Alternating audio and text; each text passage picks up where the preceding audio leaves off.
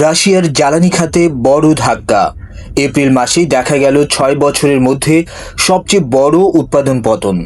রয়টার্সের তথ্য অনুযায়ী রাশিয়া প্রতিদিন প্রায় 3 থেকে 4 লাখ ব্যারেল তেল উৎপাদন কমিয়েছে। এই হঠাৎ পতনের পেছনে সবচেয়ে বড় কারণ হিসেবে উঠে এসেছে ইউক্রেনের ধারাবাহিক ড্রোন হামলা। এই হামলাগুলো ছিল কৌশলগতভাবে অত্যন্ত গুরুত্বপূর্ণ।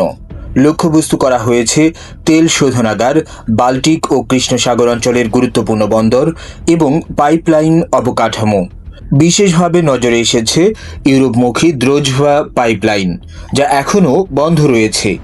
এর ফলে শুধু উৎপাদনই নয়, রপ্তানিতেও বড় প্রভাব পড়েছে।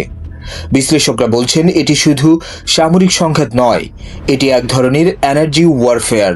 কারণ তেলই রাশিয়ার অর্থনীতির প্রধান শক্তি, আর সেই জায়গাতেই আঘাত হানছে ইউক্রেন। প্রশ্ন উঠছে, এই চাপ কতদিন ধরে রাখতে পারবে ইউক্রেন, আর রাশিয়া কিভাবে এই ক্ষতি সামাল দেবে? বিশ্ববাজারেও এর প্রভাব পড়তে শুরু করেছে, কারণ রাশিয়ার তেল সরবরাহ কমে গেলে জ্বালানির দাম বাড়ার সম্ভাবনা থাকে। এখন সবার চোখ পরবর্তী পদক্ষেপের দিকে।